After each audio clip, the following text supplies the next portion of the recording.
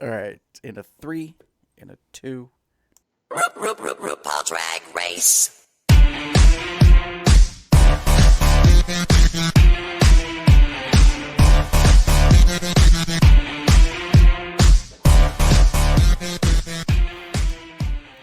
Hey, kitty girls. It's Sunday, March 14th, 2021. And welcome to Cubs Out Loud Drag Race, Season 13, Episode number 10. It's Freaky Friday, you queens. Ooh. Do. Actually, that's like Twilight Zone, but anyways. Yeah, that's okay. You know what I'm trying to say. For those of you that don't know who I am, I'm Gary, and with me is my ever fabulous co-host of this little podcast show.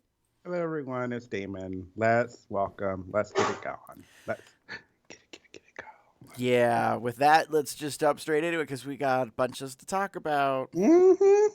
Gentlemen, start your engines, and may the best woman win. And I keep forgetting to replace that. I just realized she changed it this season, and I gotta capture it. Anyways, Yeah. may the best drag queen win. Put the pedal to the metal, honey. So overall thoughts on the episode. Premise is makeover challenge. Yes, the classic makeover.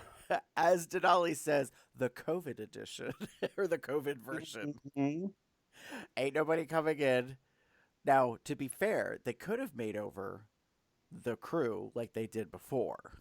True. And I would love to have seen Sarge as Wintergreen make an appearance. I mean, I would have just preferred to see Sarge appear Sarge. at all. SARS could just appear in nothing, and that'd be great. Just walk in like draped in like fabric, just.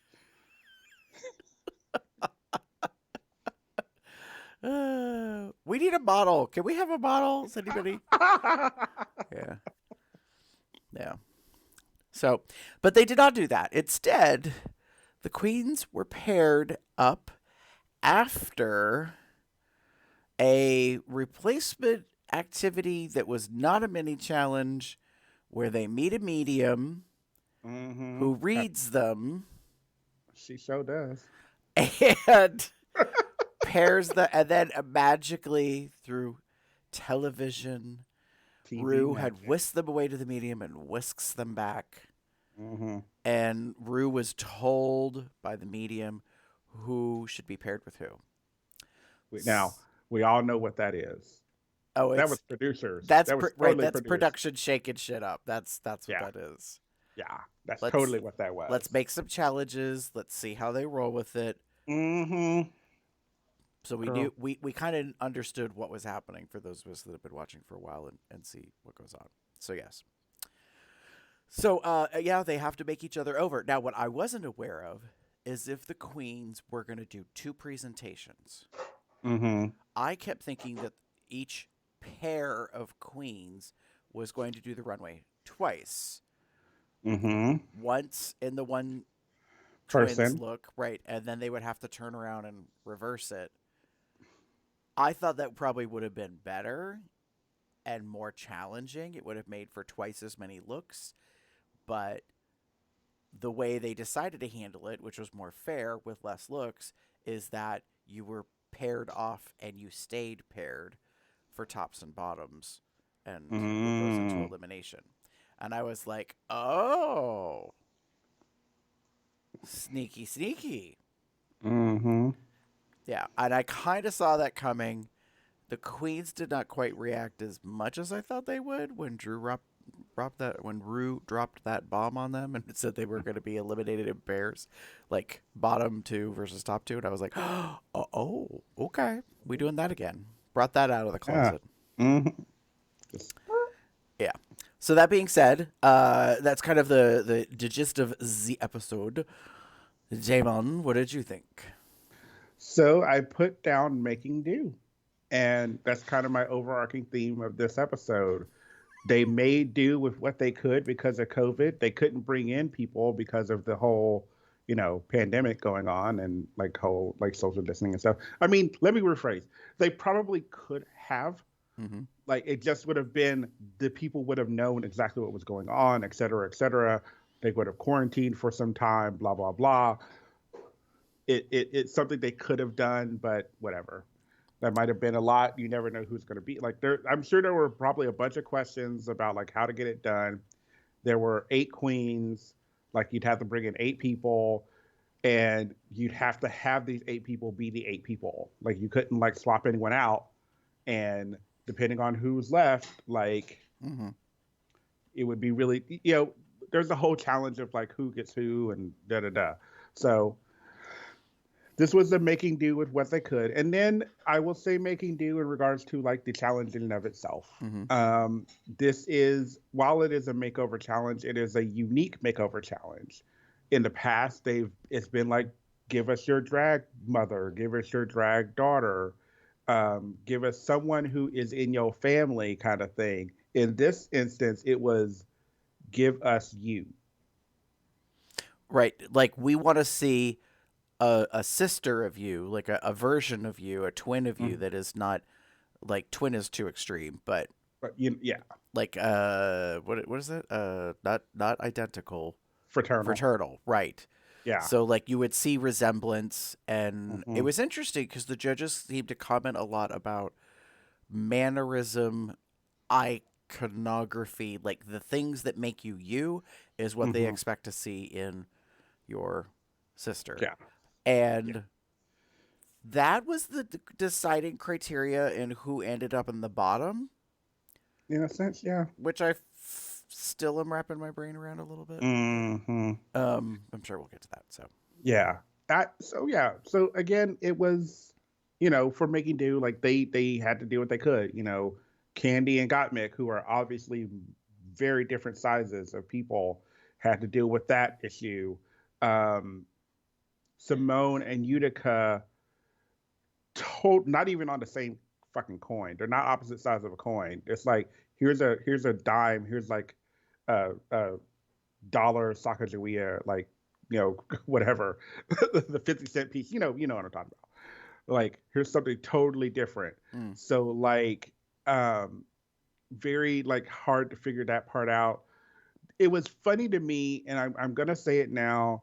I was very it was very interesting and confusing to me, but made sense in the production because of how they go. Because you had Denali and Olivia, like the entire time, they had no issues whatsoever. Like everything was going so well. We know how well we can walk and da da da. They had no problems with the choreo rehearsal, blah blah blah blah blah. mm-hmm. And here we are. And then oh, Tina and Rose. The only like making do with, because I'm gonna say it, because I don't think those like they like each other that much. Like I don't think, but before we came here, I don't think they liked each other very much. Because they kind of tap danced around some questions, giving some very vague-ish answers, like either in during confessionals or with Rue or whatever. Because it felt to me like we don't we don't talk to each other while we're both from New York. Like we don't hang in the same circles. We don't do the same shit. We don't do the same shows. We're not at the same clubs. Like none of that. Like it felt very Right. like I'm in Brooklyn, you're in Queens or whatever. Like you're in a totally different spot. Well, I mean, it was said, I think, in Pit Stop Hmm. about how New York queens, like, like, a queen has a show and Hmm. queens do solo shows. Like, Hmm. they have an hour block on a certain day with a certain, like, venue. Hmm. And so a lot of the queens don't work collaboratively all that much or see each other that much because, like, once you kind of get your foothold somewhere, if all That's right. works out well, that's your home. Like that's your Yeah. your home get gig, and that's just kind of what you do. Mm. So I wasn't surprised all that much for the two of them to be like, I don't know shit about you, girl, other than what I know here at this season. Yeah. with this Are, experience together. I know about you, but I don't think I know everything about you. Like just because we in the same, again, like just because we're in the same city, don't mean we know each other. Yeah. So yeah, it was interesting to me like how some of that came about. Mm-hmm. You kind of got close to a thing, so I guess we should say this for our listening and/or viewing audience. In this case, really,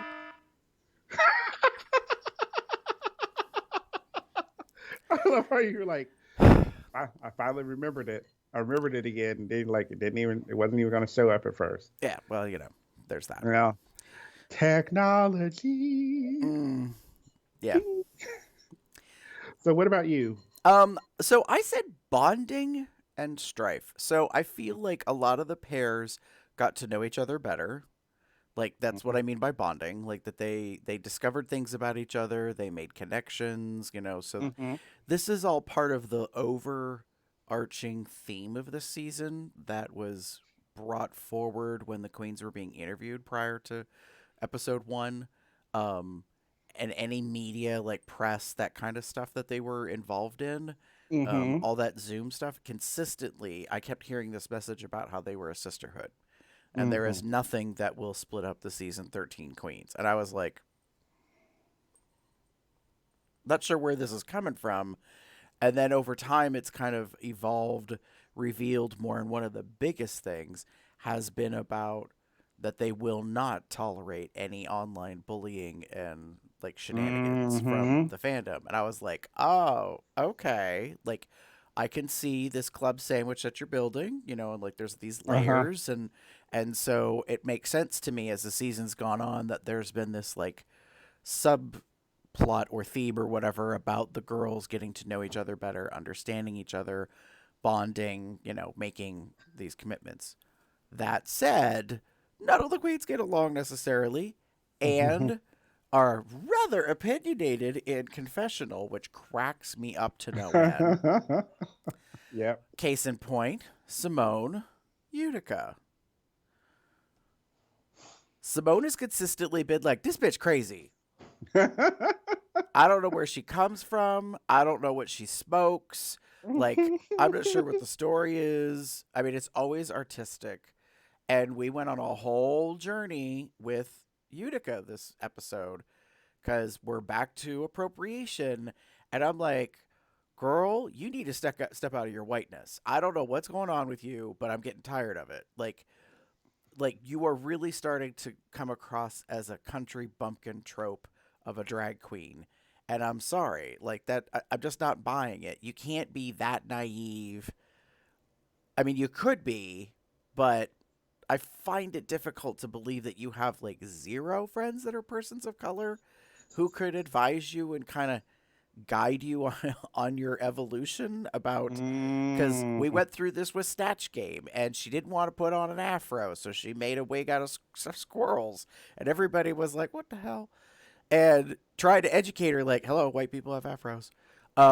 So it wouldn't have been appropriation. Then we get to this episode, Mhm. and Simone is going to do her over in Simone's style, and Simone has been very black forward, Mhm. and she was not backing away from this in this episode. She was like, "I'm gonna make you into what is it? Baps. Which stands for Black American Princess. American." I want to say Asian. I'm like, it's not Asian, Gary. Like, I'm like, starts with black. No. It ain't Asian. Black American princess, right? So this kind of like iconic, like Mhm. without a doubt message, look, yada yada, and Utica, boy, they just like, she was all over about like being white and representing it, and I'm glad that it got brought up in front of Rue, and Rue was like, ain't nobody gonna care if your heart's in it, like if you're coming from a certain place. And what wasn't said, I think, in front of the camera was, bitch, it's a television show. Like, Yeah. It. you're not doing this for paid like gig. Mhm. It would be different if you came out on stage and decided to culturally appropriate like Mhm. a look, a thing, or whatever, but you're supposed to be delivering the essence of Simone, and Simone is black. So And And like it's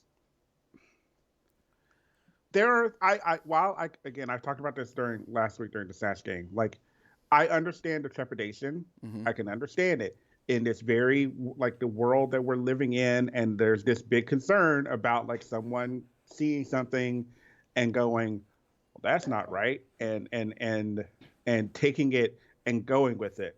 And Right. going potentially too far with it sometimes, and cancel culture and all that stuff. Blah blah blah blah blah. Blah. We all have heard it Right. before.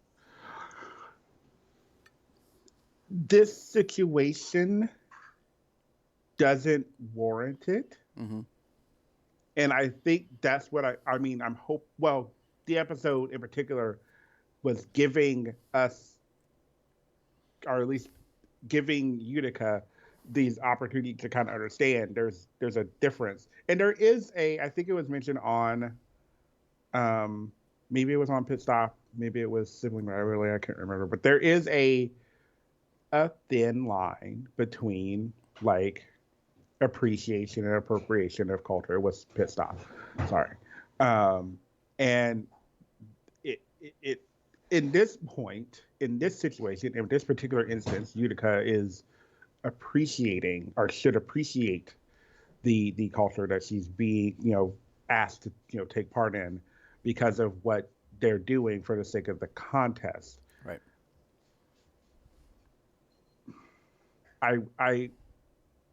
I worry. Okay. I'm going to just put it out there. I feel like something happened with Utica in the past, Mm. that maybe she was called out for something, or maybe she was, something was mentioned and she was concerned about it, something along those lines. Maybe, who knows? That's the only sort of thing that's coming in my mind about like why is she so trepidatious? Either it happened to her, Mm-hmm. or it happened to someone that she's close with or friends with or does shows with or something along those lines, wherever she's from, Utica, that kind of thing. So I'm just kind of curious about where this is coming from. And I think it's probably coming from a maybe an example. Right. I Yeah. mean, I don't think you're wrong about that. I think there's a lot of validity to your speculation that there may be something in Utica's past. Totally makes sense as to why she would be gun shy or very Mm-hmm. reluctant to be called out.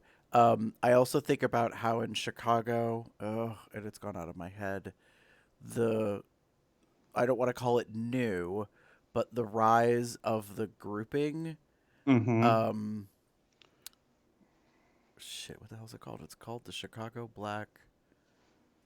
Um, Yeah, I think I know what you're Chicago talking about, Black Drag Council. I can't or quite something like remember. that. Yeah. And how, like, hearing about that and what's gone on, and the queen who got raked over the girls, um, and that kind of stuff. I think I could see that where, because of her being near Chicago, maybe Mm-hmm. knowing, you know what I mean. I could see that I don't even want to go anywhere near. Mm-hmm. And um, mind you, this was filmed last summer. BLM is on the rise. Breonna Mm-hmm. Taylor, George Floyd. I mean, like, this stuff has happened. So I could see where Utica is really feeling like I need to step back, shut the hell up, get out of the way. Like, don't Mm-hmm. be part of the problem. The downside is she's overly cautious. Like, she's Yeah. taking it too far to an extreme, and everybody else around her is like, girl, like all all the queens of color are like, what the hell's the matter with you? Just, Like, just, just, just, you're fine. yeah. Like, we will let you know. Right, but that right there, I think you're spot on about. I think that's what she's scared of. She doesn't Yeah. want to be told. She doesn't want to be let known. She just would like to avoid it.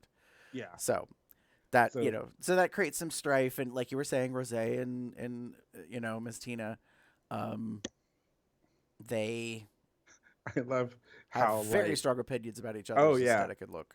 aesthetic.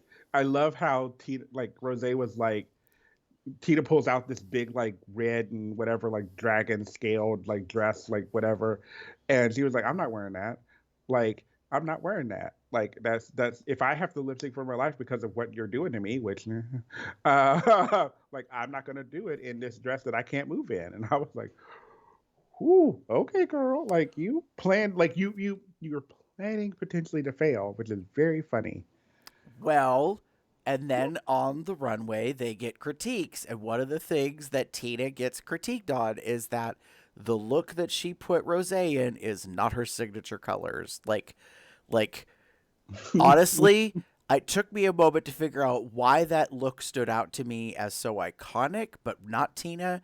And then all of a sudden it hit me while we were recording a little bit ago. And I was like, oh, because if I didn't know any better, Miss Tina, I would think you borrowed that from a certain Miss Sherry Pie who is not here and has been canceled. Because it's her silhouette and it's campy and it's about food.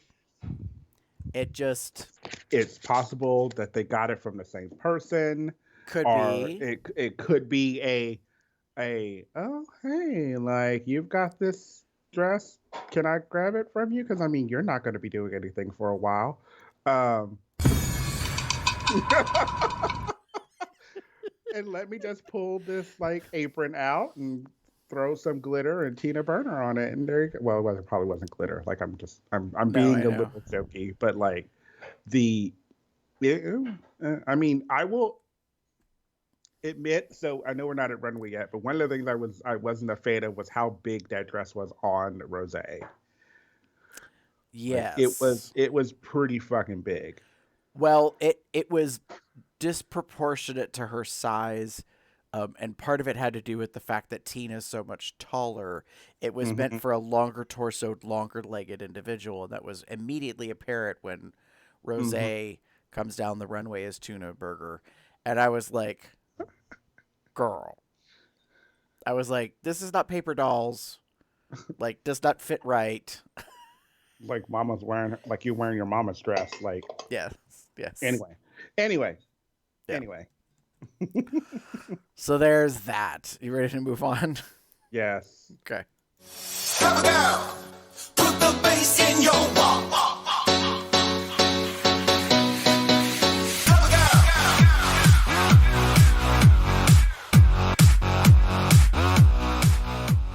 All right. Stomp the runway. Category is. Uh. Rue. What's the category again? She Nobody didn't ever knows. really say. So, She didn't really say. yeah. I say doppelganger sisters.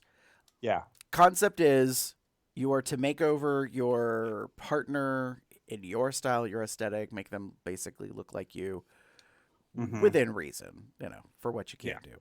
Yeah. So, David, what did you think of the episode? Um. Uh, You might well just play the clip real quick. oh, the new one? No. The Tatiana one. Oh, That was a choice. or We all have choices. Some of us make the wrong ones. That's the one. Uh, so I was very. So I wrote down choices were made, not necessarily good ones. And I kind of feel that way. Um, oh, I don't want to go through each one, but I'm going to probably go through them all. We've talked about Tina and Rose. Tina's dress on Rose pretty much swallowed her. It didn't work. The proportions were wrong. It didn't like. Could we have done something? You had probably some time to do something with it. I don't know what. Maybe found something else. You have plenty of red, white, and red, yellow, and orange shit. Like you could have put her in something like to make it work. I know you don't necessarily want them to see something they've already seen, but still, it was a bad choice to not put her in your colors. Now, I know a lot of us are tired of seeing those colors, but in this instance, it was necessary almost, I want to say. Because, go to Rose, we got a very Rose look to Tina. The pink hair, the overly dramatic, like, I know it wasn't ruffles per se, but it was definitely like some embellishments on the sleeves, coochie hanging out kind of dress. Well, I was just going to say, when you were talking about how Tina's dress was ill fitting on Rose, it was also the same in the other direction. Yeah. Because that dress on Rose would have probably come to mid thigh, but on Tina, it was barely covering Rising, her hoo ha. So, rising up. right. And I was like, and while I didn't mind it on Tina, I was just thinking while you were talking, and I was like, oh yeah, like Rose's dress did not fit Tina. It was Mm-mm. too short for her length and her, her shoulders to, torso and all Mm-mm. that. And I was like, well, that's what you get. You two swapped outfits and they don't fit. Yeah. Um, Olivia and Denali. Oh boy. So, uh, I don't given what I we've, I don't have a sound clip for Struggle Bus Girl. I'm I sorry. know. I mean, fact. Like it was a struggle, and I liked. Okay,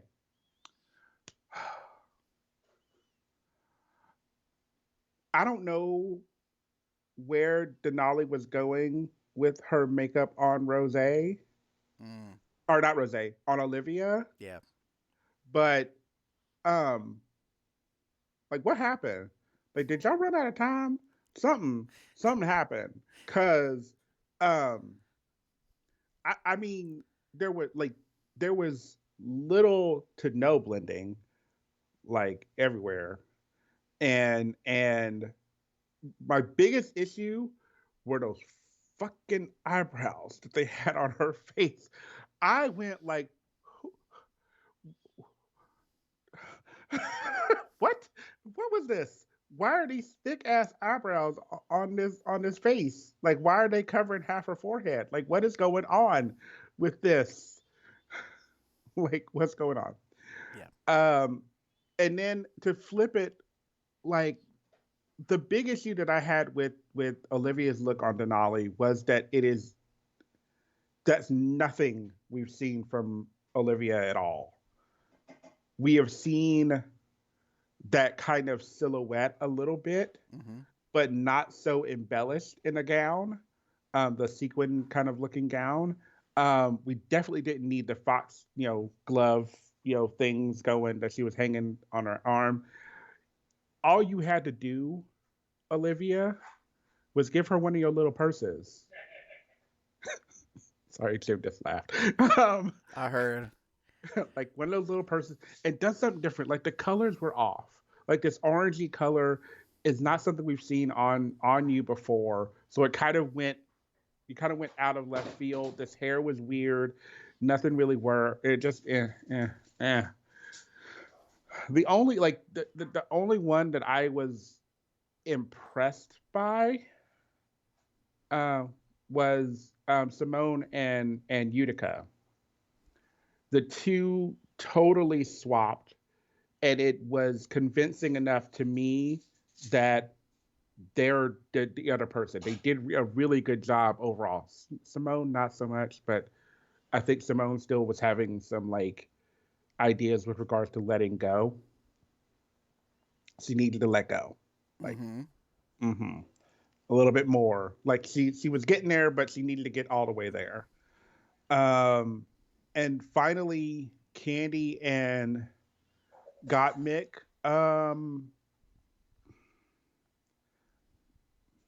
I, I, I other than like look, um, that was about it. They did look like the other person, Mm-hmm. but that was it.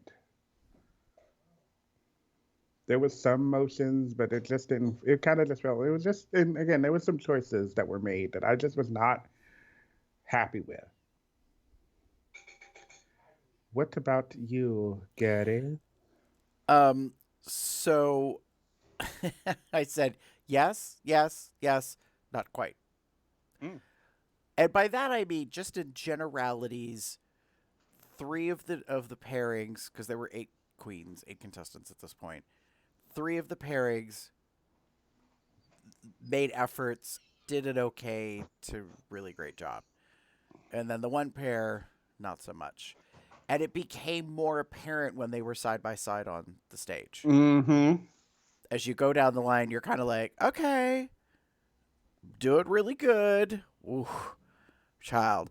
And not so bad. You know what I mean? Like, Mm-hmm. so it really was challenging to look at that. Now, what I have a question about that nobody has an immediate answer to my knowledge, is every queen, when their doppelganger went on the runway, a still photo of the queen in the same look was shown. So the audience, in theory, is supposed to be seeing the similarity. And in this case, since we were discussing and who I'm pointing out, Olivia and Denali did not necessarily, Mm-hmm. do that. Olivia in the picture looks right. Mm-hmm. And she's wearing the same hair. And, like, the thing for me is the criticism that comes across big time from the judges is you should have done your signature hair. I don't know how much that Olivia has signature hair. Like Yeah. that criticism, that feedback really kind of, it's just stuck at me sideways. I'm like, Yeah. I get that, And, like, she looks better with more voluminous, bouncy, like, kind of hair, but that wasn't the look. mm-hmm. So, yeah. I mean, again, I if it's becoming like critical for the sake of being critical, meaning like this is like we have the split hair somewhere. Okay, that makes sense. Like we're gonna talk about your hair that we have not seen you in before. Da da da. Mhm. I will admit I've not seen that hair, and I looked at the picture and I kind of like okay. I just didn't get Olivia from it just based on what we've seen so far. That's fair. Fair. But on the flip of that, like we also know Olivia's done pageants. We knew that before. She's won competitions, et cetera, et cetera. So it makes sense for her to have something like this in her closet Hmm. for her to use, down to the hair. Like, that's a very, coif, curl wave that goes with a runway, not runway, pageant walk Hmm. kind of out, dress. So it worked. Um, yeah, yeah, yeah. So, before we move on to our last section, um, I want to talk about the. I guess I just want to talk about the lip sync. So, because here's the thing. So, like, I watched it my usual way. Like, I watched all the way up until, like, right after when judges finish deliberating. Then I Mm-hmm. cut to Untucked. I watched until the queens have to go on the stage. Then I go back and watch it. Like, so in theory, it's all kind of like in real time or more in the real, like, Mm-hmm. timeline. Mm-hmm. So it was pretty freaking evident who was going to end up in the bottom, and it was, Olivia and Denali. Mm-hmm. And then, I don't know if you're aware of this on Twitter.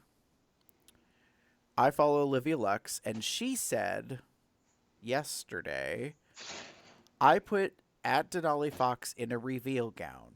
It transforms into a dance leotard like my entrance. Mm-hmm.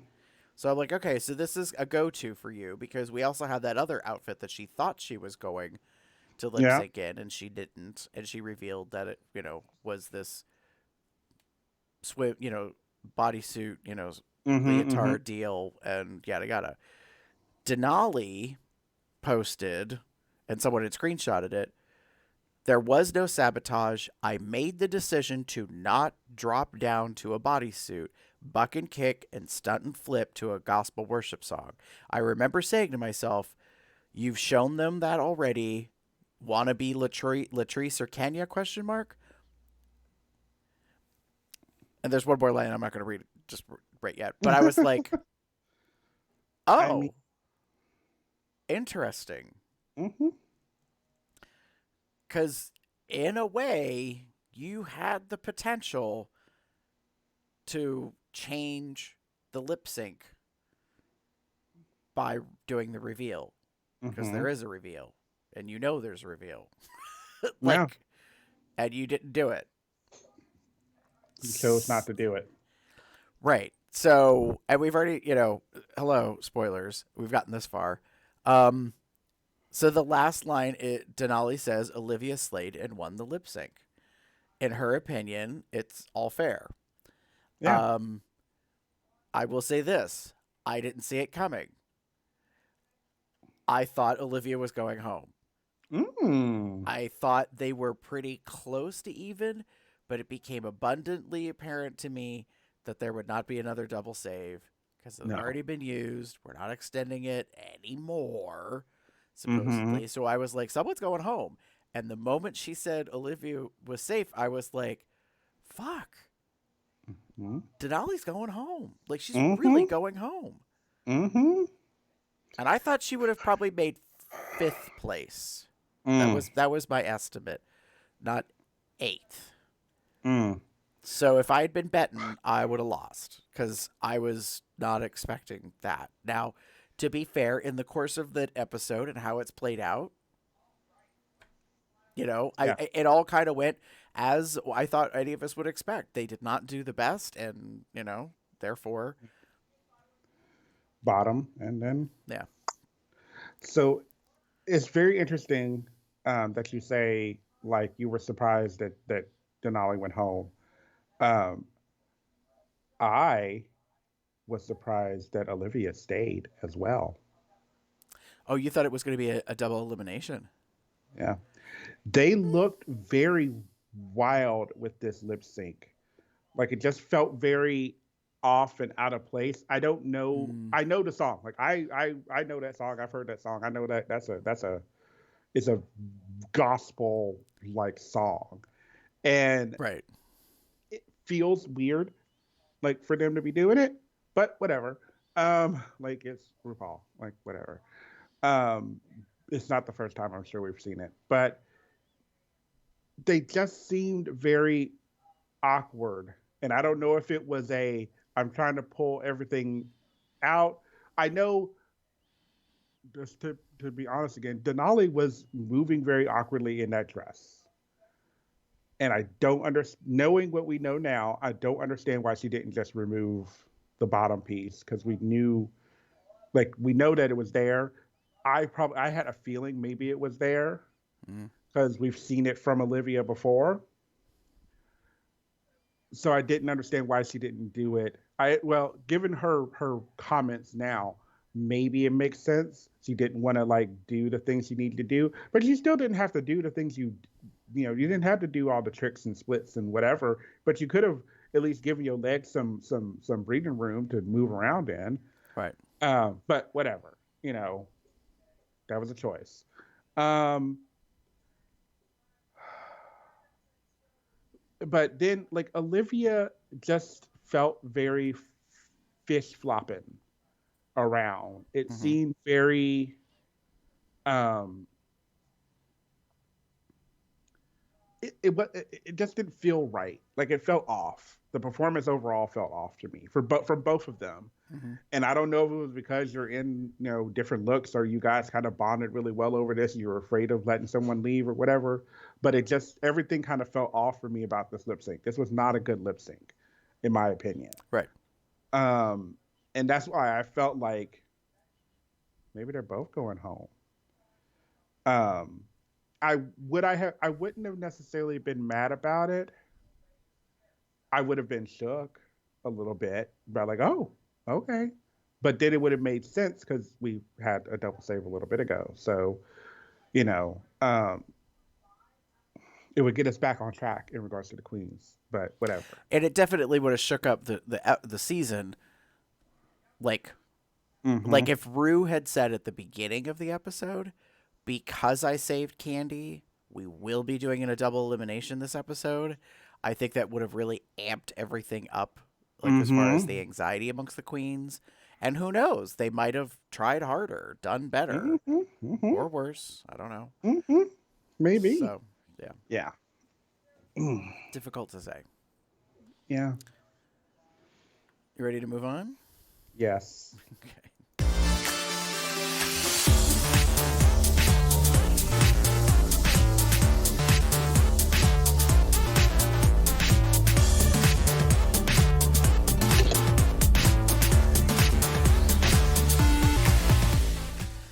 All right, honeys.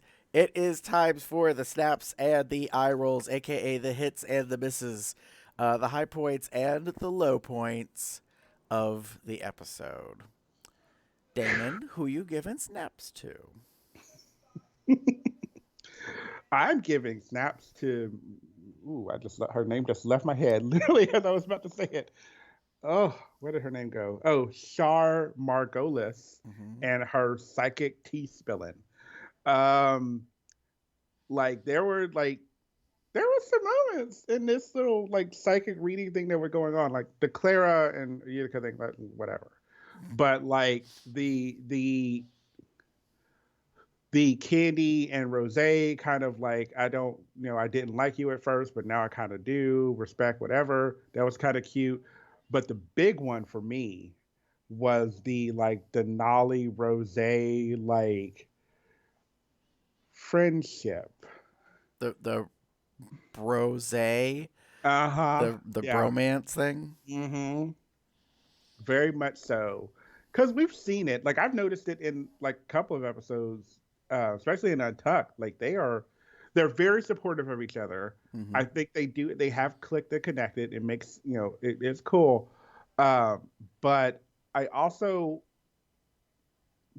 wonder um if something else was going on, because they were very kind of about it, and like that's.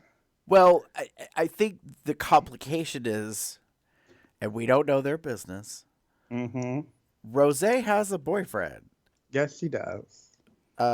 maybe fiance, and it was revealed in the "Can't Keep a Good Queen Down" COVID like documentary Mm-hmm. episode thing that they separated because of Mm-hmm. COVID, because he works in healthcare and it was just too risky. So they didn't split up as a couple, but they physically separated from each other and had Mm-hmm. not seen each other for months on end until Rose got back Mm-hmm. from being in Hollywood, taping the show. So and Rose even made a crack from the couch about like my boyfriend would have something to say about that or whatever. Boyfriend Like, might would kill me if yeah. right. So um I kind of wonder if it's a little, not a whole lot, but the only analogy I have at the moment is if it's kind of similar to like Brooklyn and Vanjie, like that you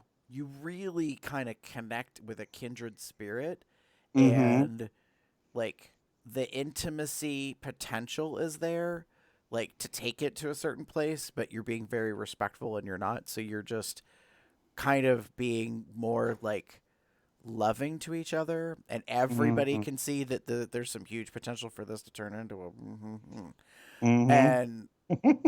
and it just doesn't, like you, like everybody minds themselves and keeps to their themselves in their space. It doesn't turn it into something more. Mm-hmm.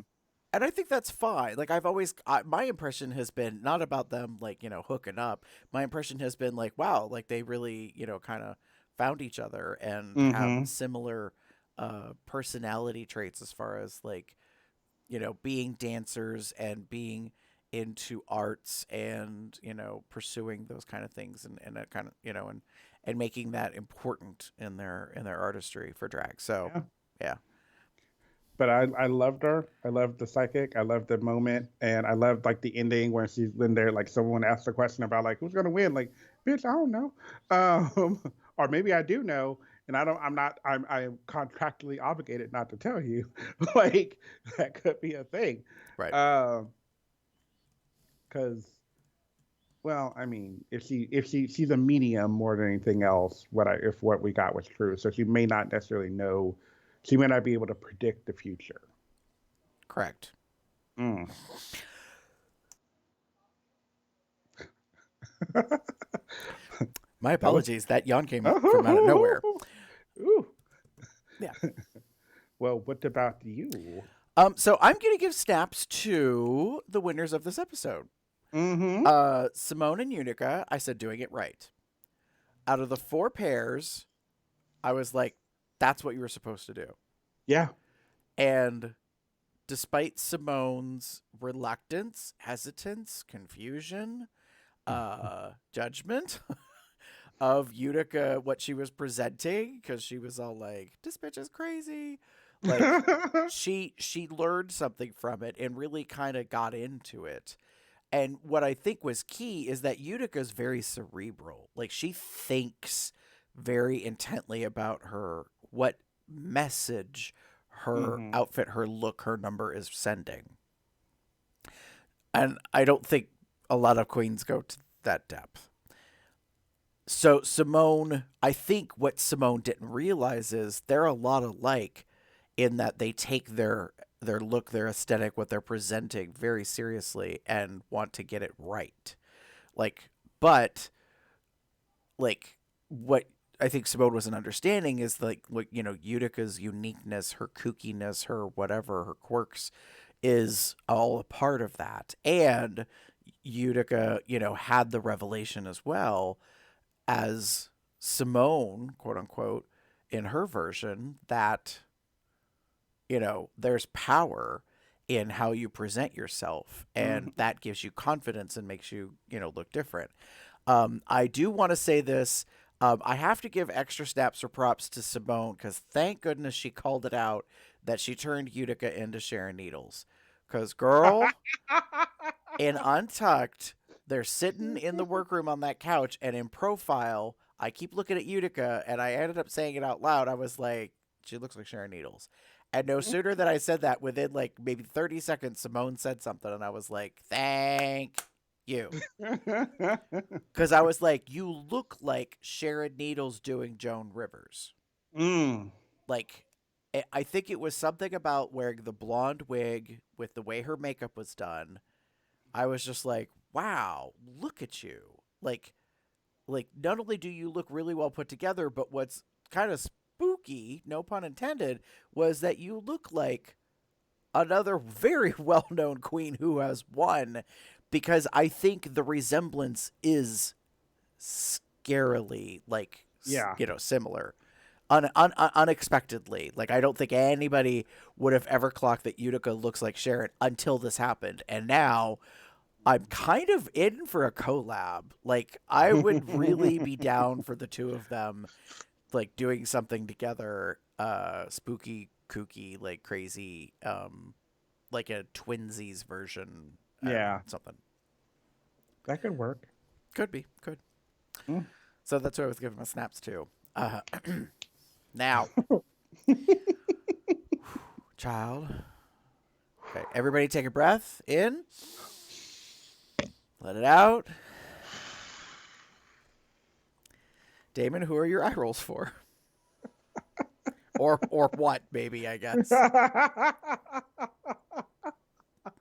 So my eye rolls are: why is everything an attack? Candy. Why is everything an attack? Like it. I so on, like, we haven't mentioned it, but on the runway, Rue asked the classic epitomis question that she always asks every season. Is Mm-hmm. like, who should go home and why? Mm-hmm. And they go down the line, and honestly, most of the girls pick Olivia, which is a little shocking. But I'm assuming they based it on this tonight's challenge, Right, right. that challenge, as opposed to overall. And then we got two other names. Mm-hmm. Let me look at my list. Olivia said Utica, Mm-hmm. and Denali said Candy. And she said Candy because of like some offhand comment about giving this look giving Tina Burner vibes kind of thing. And Mm-hmm. I don't remember exactly because it was Denali the makes thing. reference to the flames in the outfit and how that's really more of a Tina Burner thing. So to her, Mm-hmm, it represents more Tina than it does Candy, and she didn't see it as like a Candy outfit. I think mm-hmm. is kind of what Yeah. what that line of thinking was about. And Olivia explained in Untucked that she refused to throw herself under the bus, Oh, like that was, Denali. Yeah. that she would not blame herself or her partner, and therefore and notably, she was the only one that said, based on the season, she was, picking, the queen that she did, where all the other queens were going the other way, and they were like, well, based on this episode. Yeah. This challenge. Yeah. So once we get to there, and then like Candy pops off about how this whole like Tina could never wear this because Tina's not sexy like this, and da da da da da, and then she kind of goes on and talks about I would say, oh, she said Olivia and Denali, but that's just my opinion kind of thing, and I was just like, okay, ma'am, but why did you get that defensive? It okay, it wasn't like Olivia, where like five fucking queens have said your name before they even get to you. Right. No, three, whatever, you know what I mean. A bunch of queens have gotten to you. You've had your people's name in their mouth like twice before they get to you. If they went down that way, you never know. Um, and it wasn't like they said your name. Like one said your name once and gave a what we learned in Untucked a, a lie. It was a lie. Denali was lying. She even kind of admits to it in Untucked Hmm. that she didn't want to, like she was the one that was like she didn't want to pick herself. She didn't want to pick Olivia. So she went with a person that I felt could take it. Right. Ooh, were you wrong? No, no, no, no, So no. Candy did take it, but Candy's immediate, like, short fuse gut reaction go to response is defensiveness. mm-hmm, She cannot help but bite back or mm-hmm, fight or, yeah, like, defend herself, whatever. And mm-hmm, there's a part of me that's like, child, like, preach from the child. choir here. Girl, you got some trauma. Go to therapy. Like, your life will be better if you will actually process some shit because everyone in the world is not out to get you. And what's weird is you're such a, like, diametric, like, a hypocrite in ways. Not all the time, but when you talk about, like, your body beautiful and you're big and you're sexy and you don't give no shit what anybody says, but the first moment somebody critiques your ass, Mm-hmm. you're out to, Yep. like, smack them down and talk shit Mm-hmm. and fight back. And I'm like, wait, what is it? Are you confident? Are you not confident? Like, what's the deal? And I can understand, like, you may feel that it's a character assassination or something and you have to defend yourself. But if you're truly confident and proud of yourself, you don't have to do that, baby girl. You just Mm-hmm. let the comment roll. Let Yeah. it be what it is, do its thing, move on. Yep. But she never does that, so Nope. I was not surprised that she popped off. In fact, what I was surprised by is how the judges didn't call her out on her attitude. Mm-hmm. Not a single one of them said anything to her about how she was really starting to cross a line. Like, I can understand the other queens, her sisters, the competitors, not saying anything because it's a very tense, emotional moment for all of them that they didn't want to have to do. But like you said, we know it happens every season. So Rue going to start asking that question and needling them. Who needs to go home? And they don't want to say anybody. Mm-hmm. because we've gotten to the point now with these 8. We've already eliminated 5, so we've removed those that would have been the most likely candidates. And so Mm-hmm. because it tends to happen like this as the contestant pool gets smaller and smaller, those that are left are more and more bonded.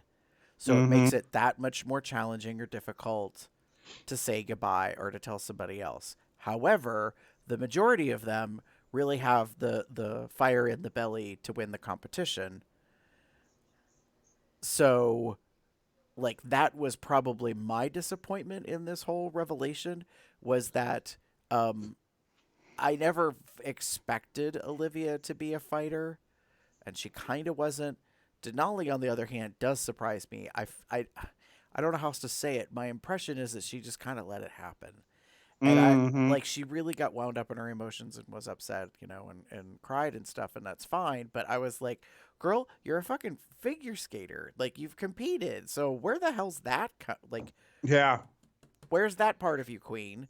Like that, Mm-hmm. and I mean, Candy consistently brings that to the forefront all the fucking time. So it was just, yeah, I agree. I was like, "Ooh, okay. Like, yeah, pop off, sis, whatever. Move on. Mm-hmm. Okay, ma'am. Okay, mom. Okay. What about you? Well, I said Candy being defensive. It's pretty much the same thing you were saying. Like, she came, to me, she really kind of came out of nowhere Mm-hmm. and was like, it just kind of was like bark, bark, bark, bark, I bark, mean, bark. And I was like, oh, for the love of everything, calm down, girl. Like, it is, no one's coming for you. No one's like trying to take your gig. And they did talk it out at Untucked. And, yeah. Denali said, I picked the person that I thought could handle it, that like Mm-hmm. has the biggest shoulders, which is Tina. And, I'm just saying, facts is facts. Um, and so, she decided to go that route and be like, who do I think will this kind of bounce off of and not really affect or whatever.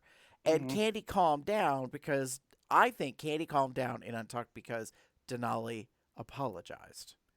Even though it bothered me that I'm pretty sure Candy said she didn't have to apologize. She appreciated it, but she didn't think it was necessary. And I'm like, oh no, girl, it was necessary, because what's being filmed is all we have to go off of. So we're not in your head. We don't know what you're thinking. So the fact that you pop off on the runway says you mad. So unless I see you actually like kiki and talk to Denali and tell her it's okay, I don't know that. So yes, you have to Mm-hmm. apologize or accept the apology. Do you know what I mean? And kind of give Mm-hmm. us give us some concept of a redemption. I don't know, whatever. Like, I know what you mean. Like it was very much a so we saw it on the runway, we saw her pop off, and it was just like, girl, whatever. Honestly, to me it was just like, what was it? What was it? Was this necessary? Did we need to do this? Did you need to go there? Did you need to get all that? Did you need to get all that? Like literally, like mm-hmm, uh, whatever. Anyway, and then we get into Untucked, and like my biggest thing was that it felt like Denali pretty much said she lied. Like, I'm just gonna like put it like that. She lied, okay, and that's all well and good, but we did get that moment with Denali and Candy where she's kind of explaining it, and like, I get it. You had to say somebody. You chose someone you thought would work, would be able to take it, right. and she kind of could take it, but she then took it and then kind of kept going with it, and it was like, I wonder how awkward you felt in that moment, because it wasn't necessarily a bad like reaction, Mm-hmm. but it was a reaction that wasn't really necessary. Well, right. It was too extreme. The reality Mm-hmm. is, Candy could have just turned around and simply said, "For the record, I disagree with your assessment that this was a Tina Burner look. It is, in my opinion, an epitome of a Candy Muse look. I rest my case." Like, she could have really nipped it in the bud and be like, obviously you weren't paying attention to me, girl, or like, Mm-hmm. but you do you.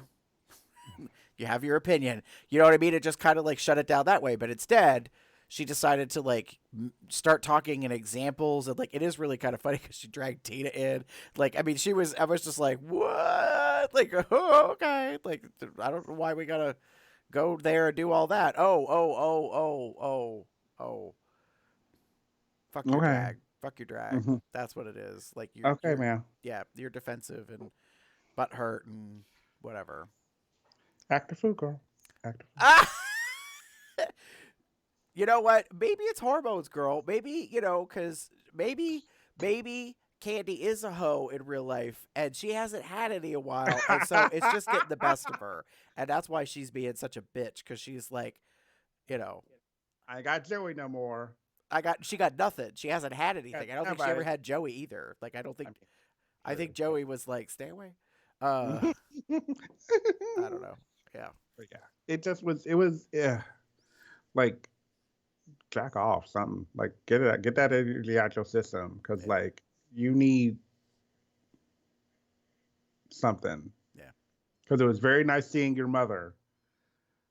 Yeah. Okay. So of all the awkward things in this episode, that was to me the most awkward thing in Untucked was that this week Candy Muse got the video from home from her mom, which did illuminate or illustrate a lot of Candy.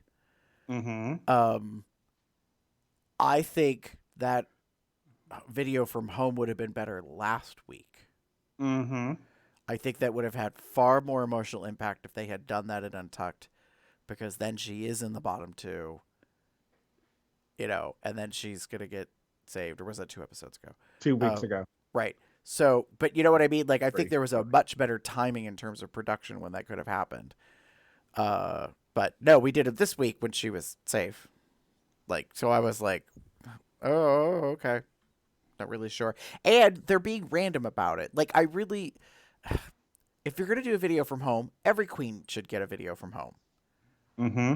This, like, by the way the season goes, 3 out of 13 queens will probably get a video from home. What kind of odds is that? I call shenanigans on that. But anyways. Mm-hmm. Any other thoughts? No other thoughts. Okay. So if you think that we're full of, BS and calling shenanigans, let us know. You could do that. You can go to cubsoutloud.com.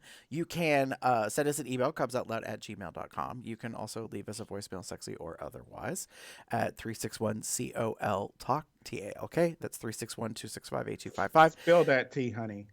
Spill it. Scalding. You can Damon drank all his tea, so he spilled it all over the place. If you want to find us on social medias, you can pretty much find us anywhere. Type in Cubs Out Loud as one word: Facebook, Twitter, YouTube.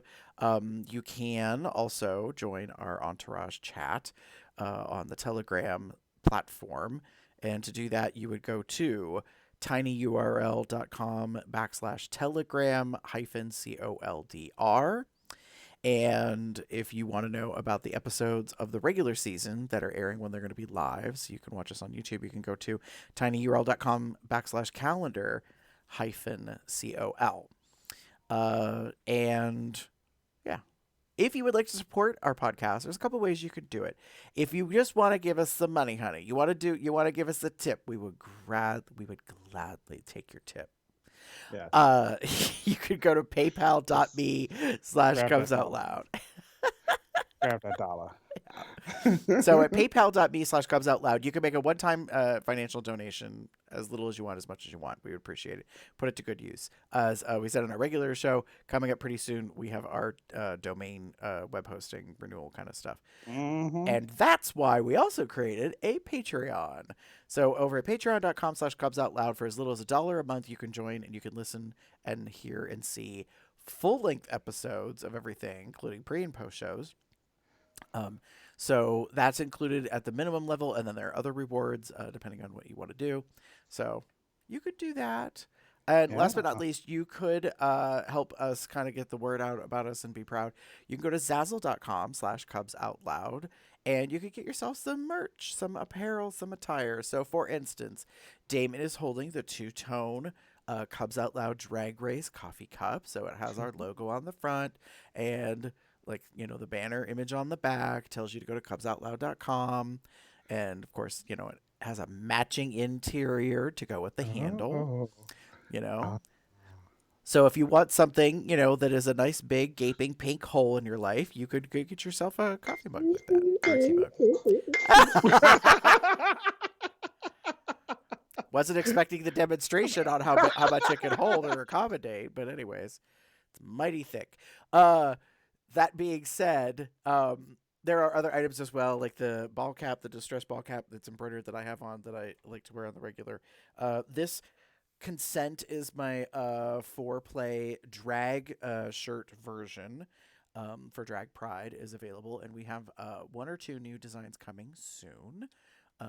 So I'm looking forward to that for our artist in residence, Smashy, who's made some stuff in the past. So we're working on that one as well. So lots of ways to support us. If you would like to also rate us on iTunes, you can give us 5 stars, leave a comment on there. We would appreciate it. You can pretty much find this podcast anywhere that you can find podcasts. The COLDR does have its own feed for an audio podcast. So if you just want to listen to these episodes, you can. Damon, if they want to get in touch with you, where would they find you online? You're muted. There we go. I read every word.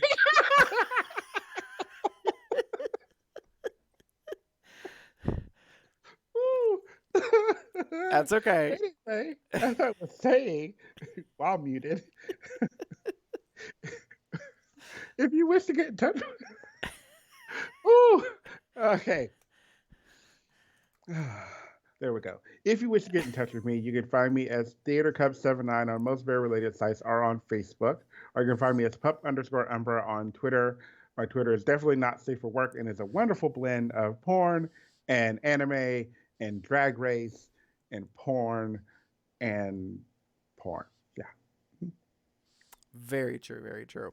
If you would like to get in touch with me, you can pretty much find me anywhere online as Gabra73. If you would like to follow what I share, retweet in terms of drag on Twitter, you can go to GARBEAR73DRAG, which is how I kind of know what the girls are talking about, what the queens are saying, how they're feeling about like the current season episodes and like things that are happening in the drag universe.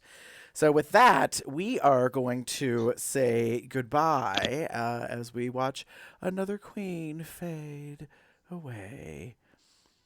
So may you enjoy the coming days, and we'll see you all in another week because episode 11 is arriving in just a few short days. See you later, everybody. Bye-bye.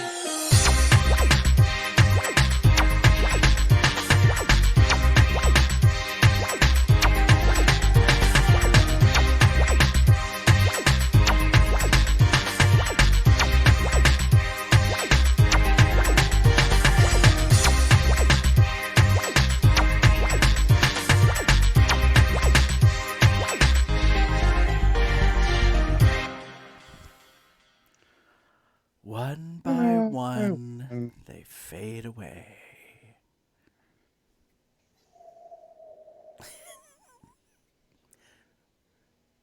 Twinkling. And then that one comes back.